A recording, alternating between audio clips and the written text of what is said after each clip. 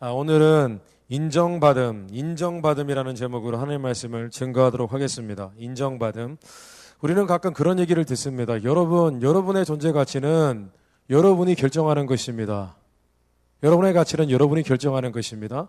그렇기 때문에 여러분은 자부심을 가지십시오. 자존감을 가지십시오. 그런 얘기를 우리는 흔히 듣습니다. 그런데 여러분, 이 말은 궤변입니다. 왜냐하면 사람은 자신의 존재 가치를 스스로 결정할 수 있는 존재가 아닙니다. 사람은 자신의 존재 가치를 타인에 의해서 결정받는 존재입니다. 여러분, 그것을 아셔야 됩니다. 자신의 존재 가치는 자신이 결정할 수 있는 것이 아닙니다. 예를 들어서 사람은 내가 제일 잘났어라고 한다고 스스로 만족과 기쁨을 누리는 것 존재가 아닙니다. 내가 아무리 제일 잘 나가 그런 노래도 있지 않습니까? 내가 제일 잘 나가다 그런 말을 한다 하더라도 결코 스스로 만족이 되어지지 않습니다. 대신에 다른 사람이 당신 이거 참 잘하는데요? 라고 그 작은 칭찬 한마디 하면 사람은 기쁨과 만족을 누립니다. 그것이 사람이에요.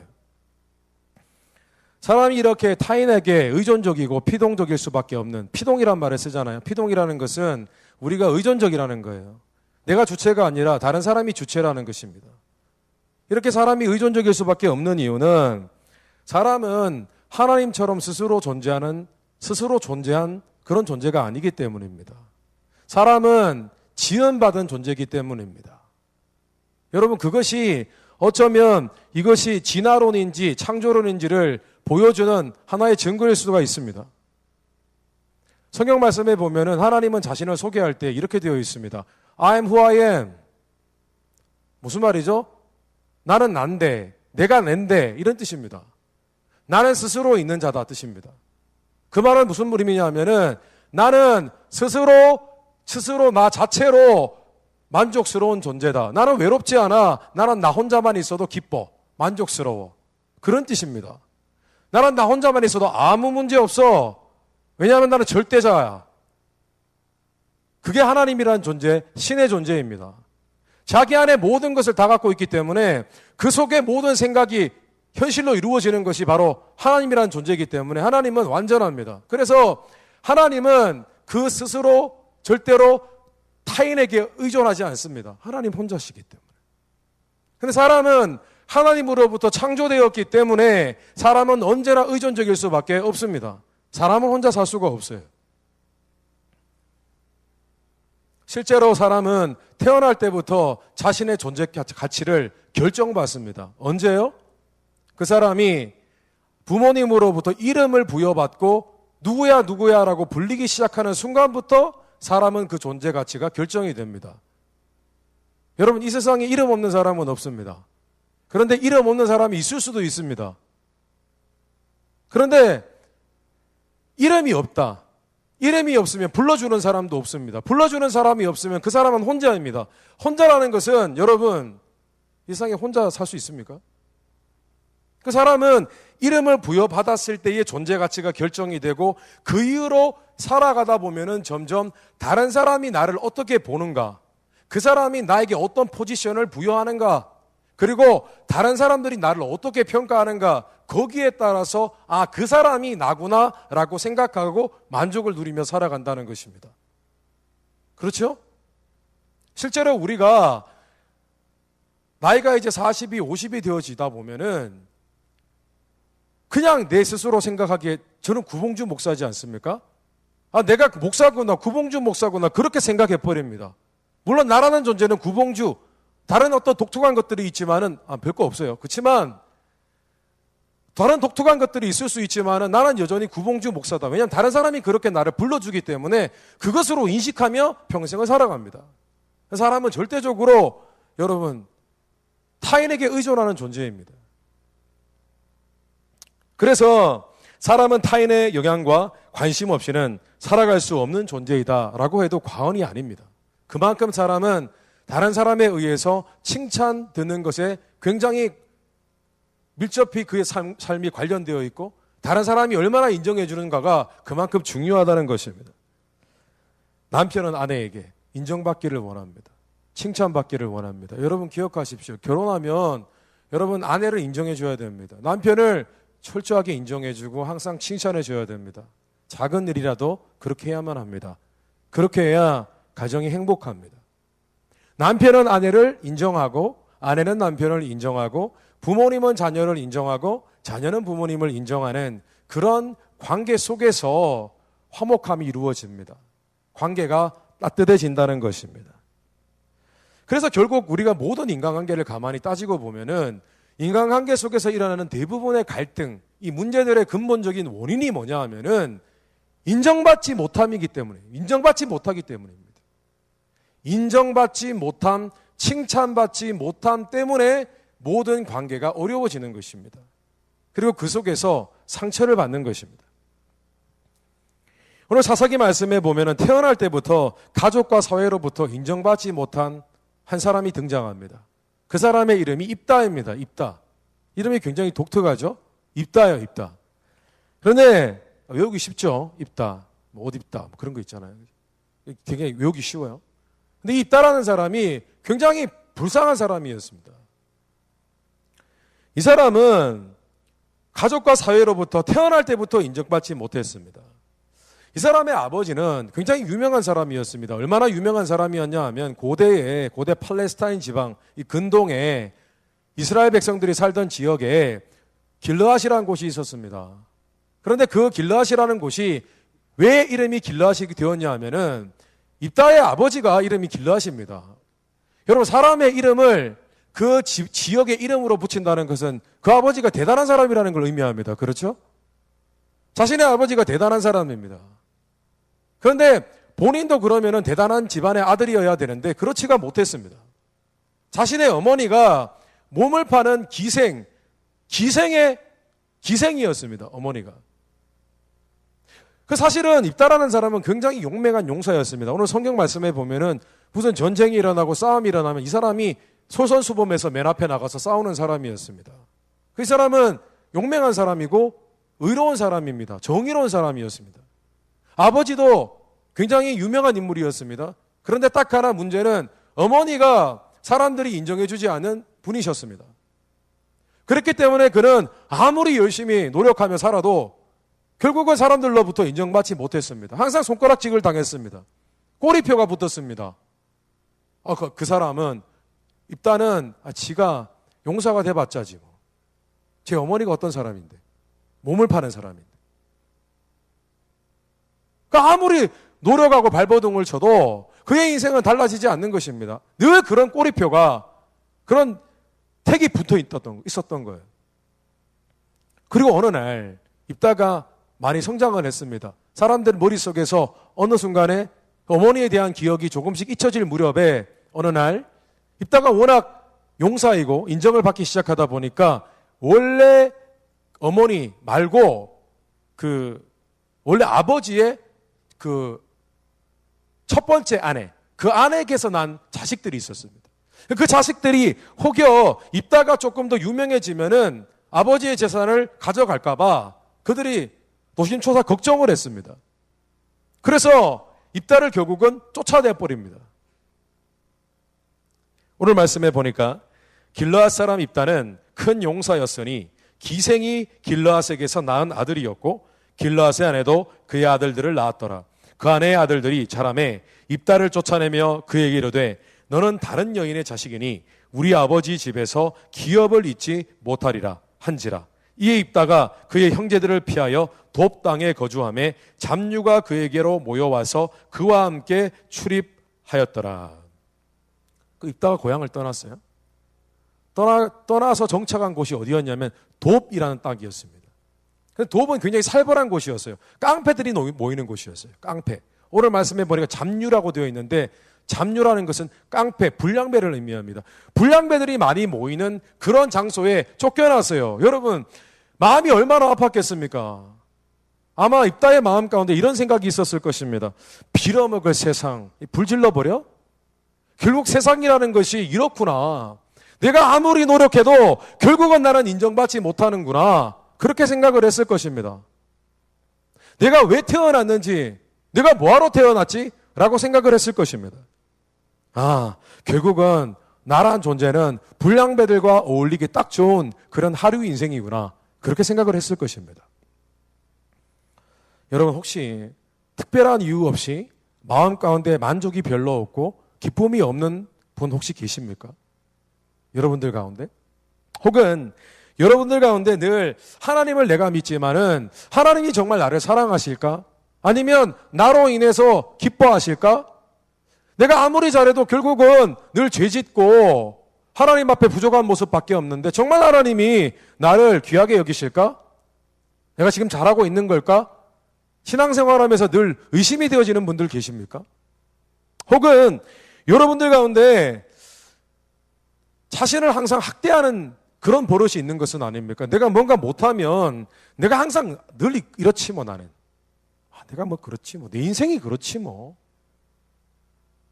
내가 뭐 조금 이렇게 실수하면 참 나는 그 한 가지 내가 실수한 것 때문에 이틀 3일을 고민하는 사람들이 있습니다. 그렇지 않습니까, 여러분? 지금 웃는 사람이 있어요. 제가 방금 봤어요. 심지어 여러분들 가운데 그런 사람이 있으십니까? 내가 뭔가 좀 인정받지 못하고 칭찬받지 못하면 견딜 수 없는 사람들이 있어요. 막 화가 나는 사람들이 있어요. 항상 그런 말을 자주 달고 다니는 사람들이 있어요. It's unfair. 공정하지 않다는 거예요. 뭐가 공정하지 않아요? 뭔가 이유가 있어서 칭찬해주고 칭찬 안 해주는 건데 막 이렇게 공정하지 않다는 거예요. 막 화를 내고 회사나 아니면 학교에서 인정받지 못하면 집에 와서 막 그 때문에 막 분노하고 그런 사람들이 있습니다. 여러분 제가 4가지 질문을 드렸는데 만약 여러분들 가운데 이 4가지 질문들 가운데 하나라도 여러분이 예스 하셨다면 여러분 어쩌면 여러분은 우리가 살아오는 동안 부모님이나 가족이나 친구나 사회로부터 충분히 칭찬듣거나 인정받지 못한 데서 오는 그 낮은 자존감, 그 자존감에서 비롯된 마음인지도 모릅니다. 그렇다면 여러분, 우리가 우리 자신의 존재 가치를 바르게 인식하고 우리 마음에 정말 나 스스로에 대한 그런 만족감을 갖고 기쁨을 갖고 그렇게 살아갈 수 있는 그 비결은 뭘까요? 첫째로 우리는 무엇보다 타인에게 인정받기보다는 먼저 하나님께서 우리의 존재 가치를 인정해주고 계신다는 것을 믿어야 합니다. 하나님께서 우리를 얼마나 인정해 주시는지를 여러분 알고 믿어야 합니다. 저는 미국에 살면서 다양한 인종들을 만나보았습니다. 다양한 인종들을 만나봤는데 한국 사람하고 다른 인종들하고 유독 차이점이 있다면 그 차이점은 낮은 자존감이었습니다. 그 한국 사람들이 별로 자존감이 높지가 않아요. 자신의 존재 가치를 귀하게 여길 줄 몰라요. 그 증거가, 그 단적인 증거가 한국의 자살률이 굉장히 높지 않습니까? 1, 2등 하지 않습니까? 하여튼 나쁜 거만 1, 2등 해요. 좋은 거 1, 2등도 해야 되는데, 그죠? 왜 자살하겠습니까? 왜 목숨을 끊겠습니까? 그 귀한 목숨들이? 자신의 존재 가치를 스스로 인정하고 있지 않는 것입니다. 그것이 그 이유입니다.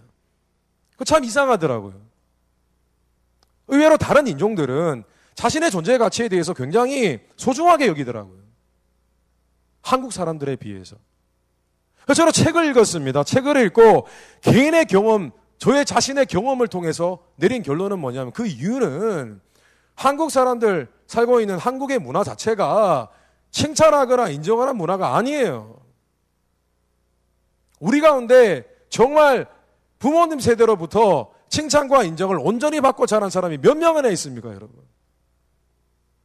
정말 나는 부모님으로부터 항상 인정받고 칭찬받고 그렇게 살았다. 손들으라고 하면은 아마 시키진 않겠습니다. 손들라고 하면은 아마도 5사람이 되지 않을 거예요, 분명히. 부모님이 아예 무관심하거나 항상 야단치셨거나 뭐 둘 중에 하나였을 거예요. 그렇다면 여러분, 우리가 낮아져버린 우리의 존재 가치에 대해서 우리는 어떻게 회복할 수 있을까요? 회복할 수 방법이 없어요.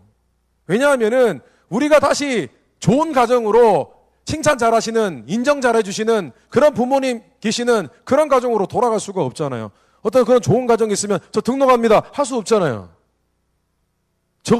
이 가정에 제가 등록하기를 원합니다. 그렇게 얘기할 수 없잖아요. 그런데 누구나 하나님을 믿으면 그의 자녀들을 사랑하시는 하나님과 한 가족이 되실 수 있습니다. 예수 그리스도를 믿는 자들은 하나님의 자녀가 되었고 하나님은 그 믿는 자들의 아버지가 되십니다.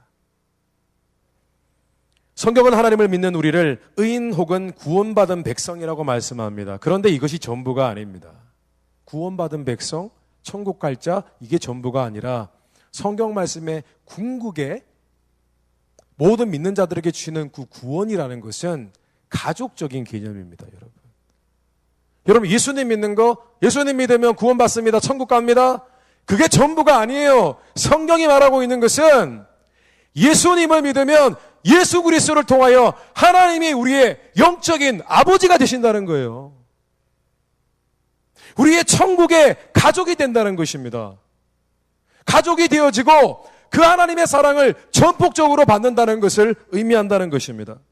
요한복음 1장 12절 말씀에 보니까 영접하는 자, 곧 그 이름을 믿는 자들에게는 하나님의 자녀가 되는 권세를 주셨으니. 갈라디아서 4장 6절 말씀에 보니까 너희가 아들임으로 하나님이 그 아들의 영을 우리 마음 가운데 보내사 아빠, 아버지라 부르게 하셨느니라. 여러분, 세상에서는요, 누구의 아들인가 누구의 딸인가가 정말 중요합니다. 여러분에게는 죄송한 말씀이지만은 여러분들은 평범한 가정에서 자랐잖아요. 여러분 아버지의 어머니가 혹시 어떤 섬 하나의 이름 그런 분 없으시죠? 무슨 섬을 하나 갖고 있어가지고 섬 이름이 뭐 봉주섬 이런 분 없으시죠? 여러분 부모님 가운데 뭐 이름 되면은 누구나 다 알만한 그런 분 안 계시죠? 본인만 알고 있죠, 그죠? 그런데 유명인들의 자녀들은요, 태어나는 순간 그 존재 가치가 결정이 되어버려요. 사람은요, 사실은 원래 지금은 인구가 너무 많지만 옛날에는 한 마을에 어떤 유명한 한 마을 전체를 책임지는 사람의 자녀들은요, 그 자녀들은 이름으로 불려지지 않아요. 누구누구 아들 이렇게 불려요. 누구누구 딸. 저는 구춘자 길자 되시는 분의 아들인데. 마치 요즘 연예인 자녀들이 유명세를 타는 것과 동일합니다.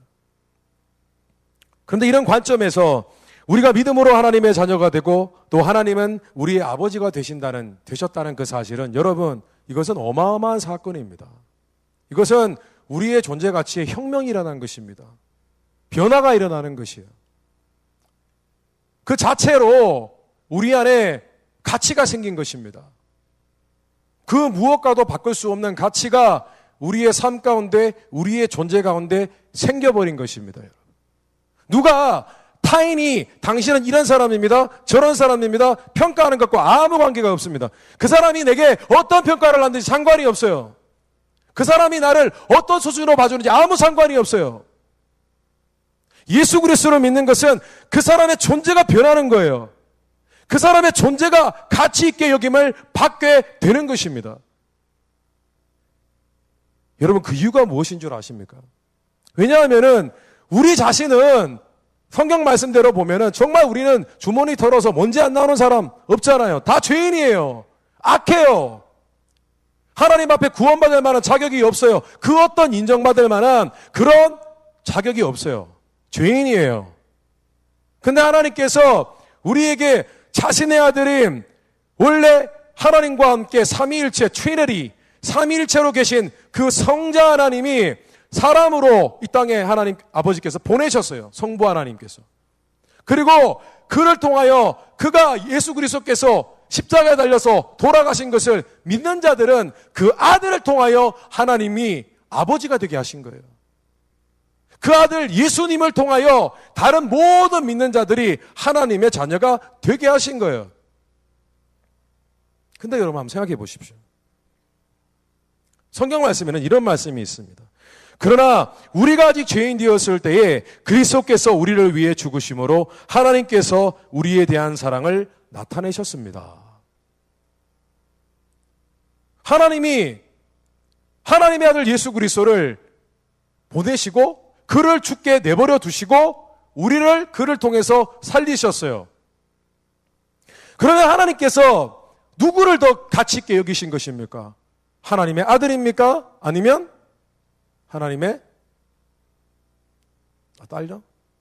하나님의 아들 예수 그리스도십니까? 아니면 그 예수 그리스도를 통하여 구원한 하나님의 자녀들입니까? 하나님의 자녀들이죠. 하나님의 자녀들을 더 가치 있게 여기신 것입니다. 우리는 이 사실을 믿어야만 합니다.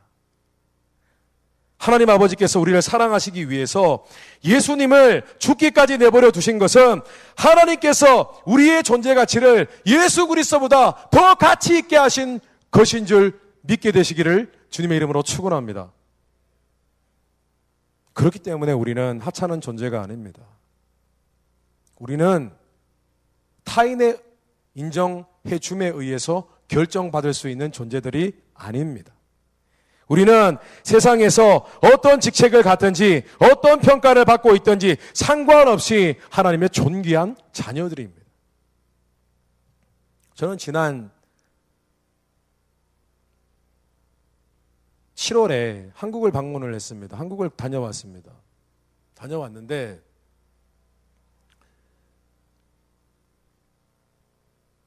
영화를 보았습니다. 영화를 보았어요. 참 제가 영화를 좋아해서 비행기 타는데 계속 영화를 봤어요. 한 8편 본 것 같아요. 봤는데 뭐 2편은 되게 감동적인 영화인 것 같아서 봤고요. 또 한 편은 신앙적인 크리스찬 무비여서 봤고요. 또 다른 한 편은 중국 영화, 이제 시간이 비행기에서 내릴 시간이 얼마 남지 않아 가지고 보게 된 영화. 제목은 이제 식신결전. 근데 되게 재밌게 봤어요. 근데 그 내용이 어떤 내용이냐면은 그 전설적인 요리사가 있어요. 굉장히 요리를 잘하는 사람이 있는데 그 사람이 요리를 하기 위해서 요리 여행을 떠납니다. 이 전 세계를 돌아다니는데 진정한 요리사가 되기 위해서 그 아들을 이제 남겨두고 자신의 친구에게 남겨두었어요. 남겨두고 그 친구 다른 요리사가 있는데 그 아들을 남겨두고 자신은 이제 요리 여행을 떠납니다. 떠나는데 그 아버지가 아들에게 굉장히 큰 상처를 두고 떠나요. 아이는 이제 불과 한 10살, 11살, 12살 그 정도밖에 되지 않는데 아이가 아버지를 닮았는지 요리에 되게 관심을 갖고 있어요.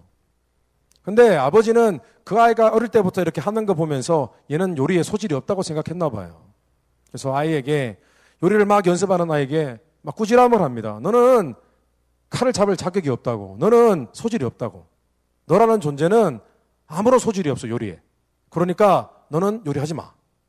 라고 했습니다. 그리고 아들에게 작별 인사를 하고 아들에게 국수 한 그릇 말아주고 떠납니다. 그 시간이 20년 정도 지났습니다. 근데 아들이 나름 그 동네에서는 유명한 요리사가 되었습니다. 그 아버지 친구분한테 요리를 배운 거예요. 그리고 뻔한 스토리죠. 아버지가 전설적인 요리사가 되어서 이제 나타납니다. 그리고 요리 대회가 열리죠. 뭐 그런 분위기죠. 스토리가. 요리 대회를 나가죠, 아들이. 그래서 계속 이제 그 요리 토너먼트를 해가지고 계속 이겨가지고, 그죠? 결전에 오르겠죠, 당연히. 스토리가. 이해가 되시죠? 설마 중간에 떨어지진 않았을 거 아니에요, 주인공인데, 그죠? 그 마지막에 누굴 만나죠? 그렇죠, 아버지를 만나죠. 아버지를 만나요. 둘이 이제 요리를 막 요럽니다. 막 사람이 수만 명이 모였어요. 막 수만 명이 수천 명이 모르겠죠. 다 모였어요. 아버지 여기서 막 현란하게 요리를 합니다. 뭘로 요리를 하는지 모르겠지만 막 용이 나와요. 용이. 요리를 하는데 용이 막 이렇게 막 승천을 해요. 용이. 아들은 그런데 가만히 앉아서 팔짱 끼고 이렇게 아버지 요리하는 모습을 봅니다. 그리고 요리 시간, 정해진 시간이 거의 끝날 무렵에 아들이 갑자기 서두르면서 요리를 준비합니다. 막 요리를 준비하는데 화려한 요리가 아니에요. 뭐 그냥 밀가루 반죽해가 뚝딱뚝딱 하고 잘라가지고 뭐 국물 내고 그래가지고 국수 한 그릇을 딱 맙니다. 국수 한 그릇을 만드는 거예요. 그래서 그 국수 한 그릇을 두 손으로 아버지께 딱 드립니다. 그 아버지가 봤습니다. 여러분 그 국수가 뭘 의미하는지 아시죠? 또 뻔한 스토리죠. 돌아가가지고 옛날에 아버지가 아들한테 마지막으로 말아준 국수, 그렇죠? 그걸 말아서 줍니다. 그리고 떠납니다. 왜 갑자기 눈물 나요? 그래서 그 국수를 받아서 아버지가 국물을 딱 마십니다. 그리고 한 젓가락 딱 뜨는데 막 눈물을 흘립니다, 아버지가. 그리고 최고의 국수라고 딱 얘기하고 끝나는 거죠. 그래서 제가 왜 이야기를 하냐 하면은, 사실 이야기도 제가 한번 드린 적이 있는데, 금요일 날인가 모르겠는데, 정말 너무 뻔한 스토리예요. 그런데 제가 이 영화를 보면서 울었어요. 울어버렸어요. 제가 계속 울었어요. 너무나 뻔한 스토리인데 이 영화를 보면서 끝까지 계속 울었어요. 근데 왜 울었냐 하면은, 내게도 사람에게 인정받지 못한, 칭찬받지 못한 그런 공허함이 있구나라는 것을 제가 알았어요. 그 영화를 보면서. 내가 충분히 칭찬받지 못했구나. 내가 자라나면서 충분히 인정받지 못했구나라는 것을 알았어요. 그래서 떠올렸어요. 그랬구나. 우리 부모님이 정말 칭찬해 주는 분이 아니셨어요. 정말 인정해 주는 분이 아니셨어요. 그런데 어머니 아버지도 칭찬받고 인정받고 자라신 분들이 아니에요. 아버지는 어릴 때 부모님을 다 여의셨어요. 칭찬하고 인정해 줄 만한 분이 없었어요. 어머니는, 외할아버지는 좋은 분이셨는데 어머니는 저한테는 외할머니 지금 살아 계신데, 살아계신 분한테 이런 얘기 들어서 좀 죄송하지만 그 외할머니도 참 어머니에게 칭찬 안 해주고 늘 잘못된 것만 지적하는 어머니셨어요. 근데 그런 부모님 밑에서 자란 나와 형이 어땠겠어요, 여러분? 별로 인정받지 못했어요. 지금도 얘기를 해요. 최근에 한국에 갔을 때 형님이 그러더라고요. 우리 둘이 이렇게 됐는데 참 우리 칭찬받지 못하고 인정받지 못해왔다는 것 같다고. 그런 얘기를 하더라고요, 형님이. 그런데 또 한국에서 그런 일이 있었어요. 하여튼 복합적으로 감정이 막 북받쳐 올라서 그 영화 보고 울었나 봐요. 어머니 얘기를 들었어요. 정말 그 얘기는 제가 처음 들었어요. 어머니께서 외할머니에 대한 상처가 너무 컸는데 그것이 불과 몇 년 전에 그것이 이해가 되셨대요. 용서가 되셨대요. 어머니가 지금 70이신데 외할머니는 90이시고, 그 어머니가 그런 얘기를 하시는데 내가 칭찬받지 못하고 인정받지 못했던 부분에 대해서 이해가 되어지는 것이죠. 그러면서 우리 전부 다 이거 정말 진짜 우리 전부 다 상처 입은 사람들이구나, 그런 생각을 하니까 막 폭풍의 눈물을 흘리는 거예요. 폭풍 같은 눈물이 막 나는 거예요. 그런데요, 제가 영화 이제 자막이 막 올라가요. 자막이 막 올라가는데 갑자기 제 안에 하나님의 세미한 음성이 들리는 거예요. 근데 하나님 저한테 뭐라고 말씀하시냐면은, 아들아, 내가 너를 인정한다. 내가 너를 사랑하고 나는 너를 믿는다. 네가 나에게 전부다. 여러분, 예수 그리스도를 믿으면 성령 하나님께서 그의 심령 가운데 있는 것이 축복인 줄 믿습니다. 여러분, 예수 믿는 사람들에게는 감동이 있어요. 이 안에 하나님이 계시기 때문에. 그 말씀을 듣는데 입국 심사대까지 갔을 때까지 울었어요. 심사하는 데까지 가가지고 눈물 이렇게 흘리고 그랬어요. 여러분, 오늘 말씀에도 모든 사람들은 입다의 존재 가치를 몰랐어요. 그런데 하나님께서는 아셨어요.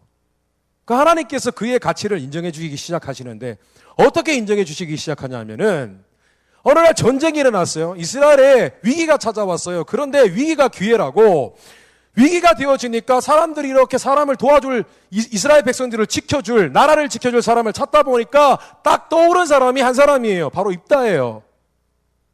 많은 용사들이 있지만 그 중에서 그래도 제일인 사람은 입다라는 거예요. 여러분, 입다밖에 용사가 없었겠어요? 다른 사람도 있었을 거예요. 그런데 사람들 머릿속에 동시에 떠오른 사람은 입다였어요. 그 사람들이 찾아갑니다. 입다에게 묻습니다. 당신이 이스라엘을 구원해 줄 자입니다. 당신이 만약에 우리의 우두머리가 되어 주셔서 이 위기 상황을 극복해 하면 당신은 우리의 머리가 될 것입니다. 리더가 될 것입니다. 라는 제안을 합니다. 그런데 입다가요, 이 상황을 믿을 수가 없었어요. 믿기지가 않았어요. 왜냐하면 자신은 기생의 아들이에요. 그리고 버려졌잖아요. 돕당에 불량배들만 있는 곳으로 귀향을 떠났잖아요.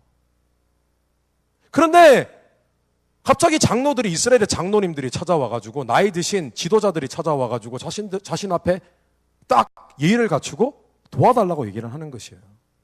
믿을 수가 없었어요. 오늘 읽다가 얼마나 믿을 수가 없었냐 하면 이렇게 9절에 묻습니다.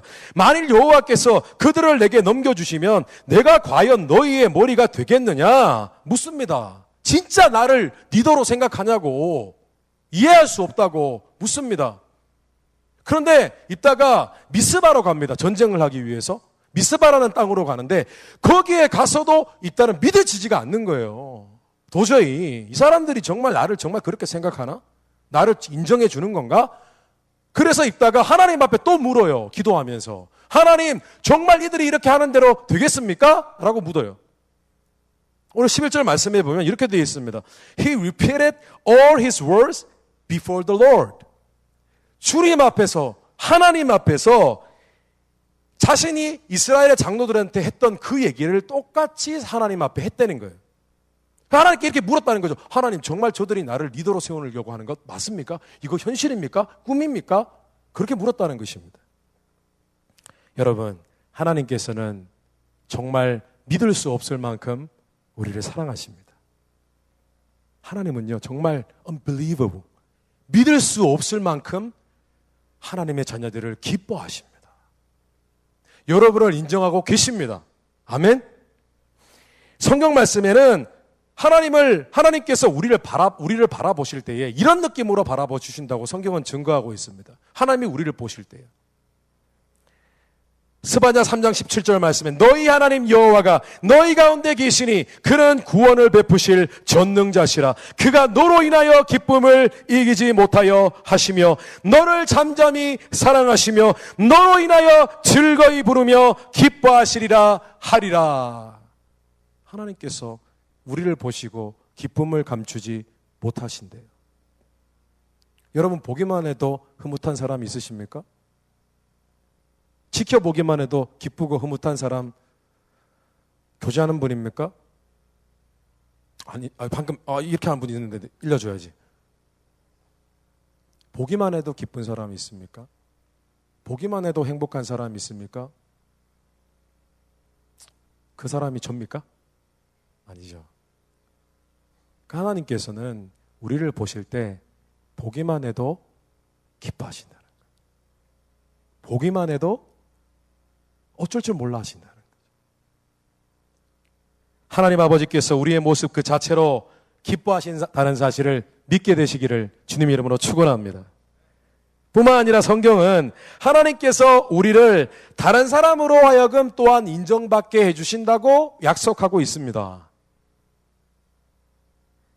베드로전서 5장 6절 말씀에 보니까 그러므로 하나님의 능하신 손 아래서 겸손하라. 때가 되면 너희를 높이시리라.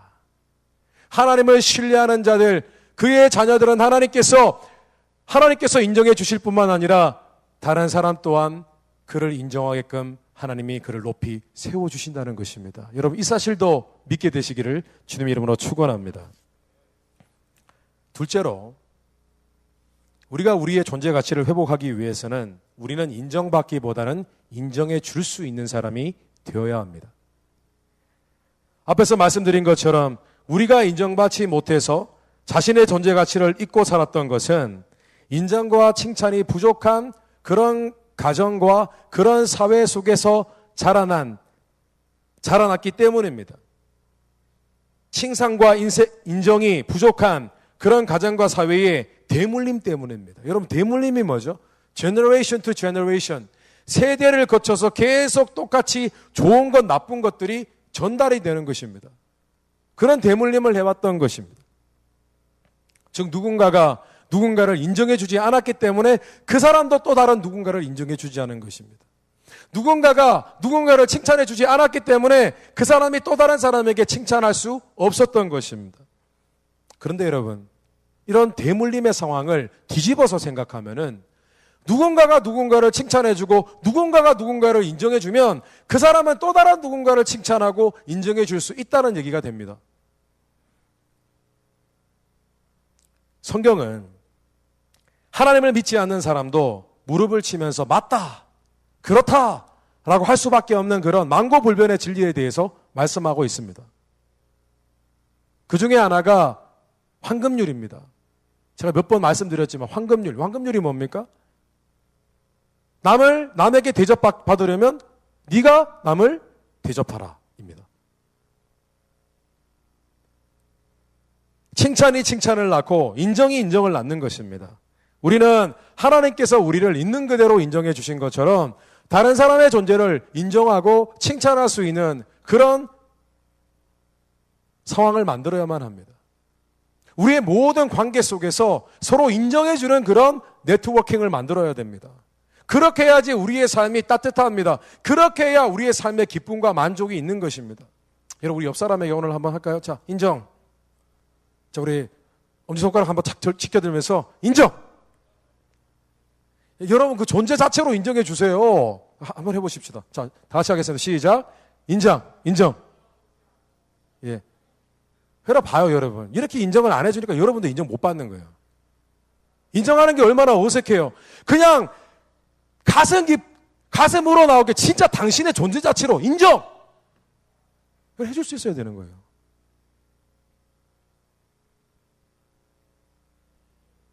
예. 인정. 여러분 존재 자체로 여러분 귀하십니다. 정말 귀하세요. 너무너무 귀하신 분들이에요.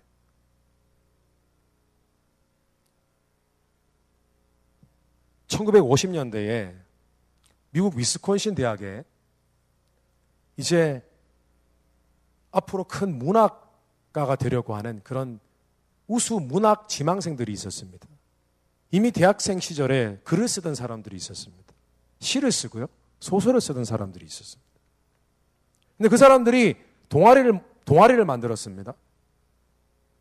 서클을 만들었어요. 모였습니다. 그 모일 때마다 그들이 서로의 글에 대해서 비평을 했습니다. 이렇게 이건 좀 이상한 것 같고 저런 것 같고.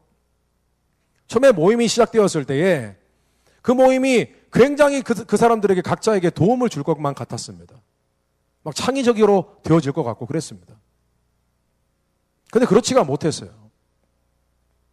그때 문학 동아리가 생길 때쯤에 여성들만 모이는 작은 문학 동아리가 또 하나 생겼습니다. 근데 그 사람들은요, 모이면은 절대로 절대로 비판하지 않고 서로 좋은 점만 칭찬하고 그냥 그 글 자체를 인정해 주었습니다. 조그마한 스토리 하나 만들어도 와, 굉장히 창의적인 그런 스토리인 것 같고 좋은 미닝이 있다. 그렇게 평가를 해 주었습니다. 나중에 시간이 10년, 20년이 지났습니다. 그 위스콘신 대학의 그 문학 우수 지망생들이 모였던 그 그룹에서는 한 사람도 유명한 문학인이 나오지 않았습니다. 한 사람도 글솜씨 있는 사람이 나오지 못했어요. 대신에 그 작은 여성들만 모여있는 작은 동아리만 유명한 문학가들이 나왔습니다. 여러분, 오늘 말씀에도 보면요, 이따가 자신을 찾아온 장로님들 인정해 줍니다. 그들은 예전에 자신을 무시한 사람들입니다. 만약에 일반적인 사람들인 것 같으면 아마 이렇게 얘기를 했을 것입니다. 당신들이 나를 처음에 인정해 주지 않지 않았냐고. 당신들이 언제 나를 인정해 줬다고 지금 이제 찾아와서 당신들이 어려움에 처하니까 내게 도움의 손길을 달라고 부탁하는가. 나는 당신들의 존재도 인정하기 싫고 당신들이 처한 현실도 인정해 주기 싫고 가시라고 라고 할 수 있었을 것입니다. 그런데 그렇게 하지 않았습니다. 그들의 상황을 인정해 주었고 그들의 어려움과 현실을 인정해 주었고 그들의 도움을 인정해 주었고 그리고 그들과 함께하기로 결정해 주었습니다. 여러분, 우리는 자신이 갖고 있는 인정받지 못한 것에 대한 것을 여러분의 자녀에게 대물림시켜서는 안 됩니다. 앞으로 결혼하면은 정말 자녀에게 대물림할 가능성이 많아요. 저도 그랬어요, 여러분. 아이를 낳고 아이가 지금 이제 12학년, 9학년이지 않습니까?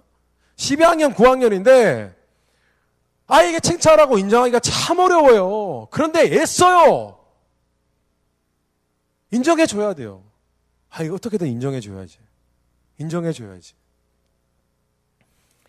믿는 우리는 타인을 먼저 인정해주고 칭찬해주는 일에 있어서 성경이 말씀하는 황금률을 지켜야만 합니다. 인정해 주어야 됩니다. 그런데 이것보다 더 중요한 것이 있어요. 우리는 하나님을 인정해 드려야만 합니다. 다른 누구보다도 하나님을 인정해 드려야 합니다. 신명기 26장 17절 말씀에 보니까 내가 오늘 여호와를 내 하나님으로 인정하고 또 그 도를 행하고 그의 규례와 명령과 법도를 지키며 그의 소리를 들으라.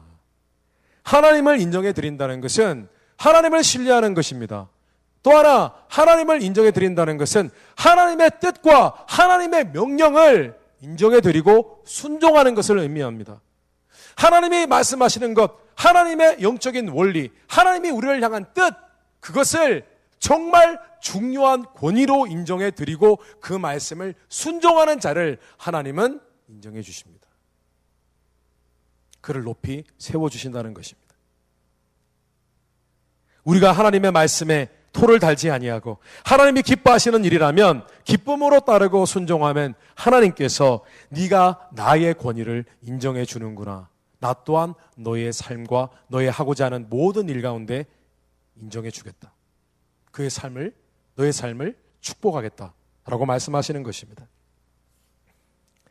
여러분, 남을 깎아내리는 자가 아니라 다른 사람을 세워주고 인정해주는 그런 사람이 되시기를 주님의 이름으로 축원합니다. 그러나 무엇보다 하나님을 나의 삶 가운데 철저히 인정해드리는 그런 신앙생활을 하게 되시기를 주님의 이름으로 축원합니다. 말씀을 정리하겠습니다.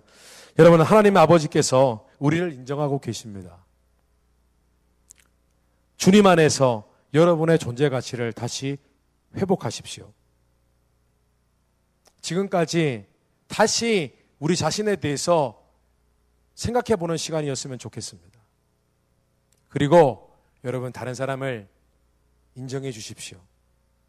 내가 인정받기 전에 다른 사람을 먼저 인정해 주십시오. 그러나 그것보다도 더 중요한 것은 하나님을 하나님으로 인정해 드리십시오. 아무렇게나 신앙생활 하지 마시고 하나님을 하나님으로 인정해 드리는 그런 신앙생활, 하나님이 원하시는 것이라면 그것을 당연히 순종하는 그런 하나님을 인정해 드리는 신앙생활 하셔서 여러분, 하나님께 온전히 인정받는 그런 복된 축복받는 그런 생을 살게 되시기를 주님 이름으로 축원합니다. 다 기도하겠습니다.